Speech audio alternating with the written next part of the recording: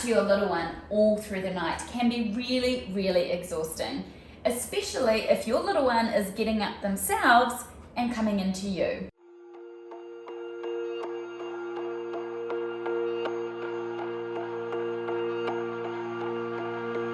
Today I am answering your sleep question. Do you have any suggestions for getting my 2-year-old to stay in their bed during the night? And the good news is, yes, I have some suggestions. So stay tuned. But first, tell me in the comments, how is your 2-year-old sleeping? Are they getting up all night long? And if so, what did you do about it? Hi, I'm Nikki. I am a mother to 3 beautiful children and one of the founders of Little Ones. At Little Ones, we specialise in infant and toddler sleep and nutrition.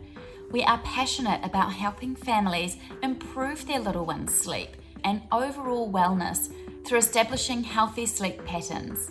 We would love to help you and your family through our comprehensive sleep programs, which are housed inside our custom-built app.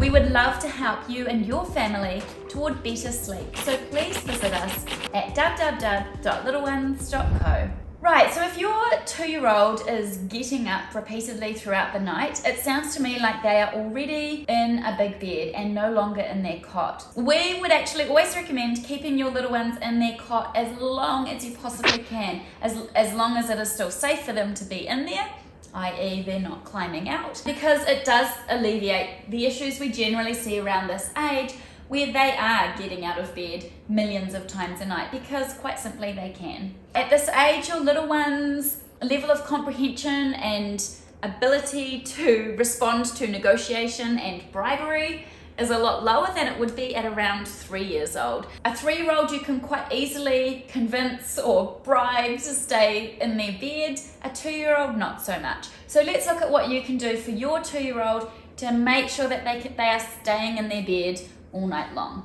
So the first thing I would really suggest is to make it not worth their while to get out. Your little one is getting out of their bed because they can, and probably also because they are rewarded by some kind of reaction from you. They're doing it because they're getting something out of it.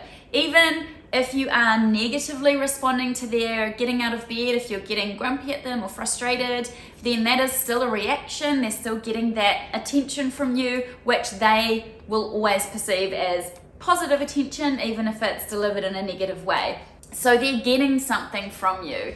Maybe you're getting them a drink. Maybe you're letting them watch a bit of TV so they'll fall back asleep. Maybe you're letting them snuggle with you in your bed for a while. Whatever is happening when they get up, they're being rewarded for getting out of bed. So the first thing we need to do is make it really boring for them and make it so that they are like, oh, there's no point getting out of bed. I'm not getting anything from this ordeal. So what we would do is what's called a silent return, which is where you simply, without speaking or any kind of real interaction, you take your little one back to their bed, put them in their bed, and then go back to your own bed. You might need to do this 1,000 times at least for the first few nights until they really understand that they're not getting anything out of this bargain, that you're not going to give in and give them what it is that they're seeking, which is attention or reward. So simply returning them back to their bed in silence, don't turn the lights on, nothing is stimulating them, and they're gonna eventually think, well, there's no point because she's just gonna take me back there and it's really boring.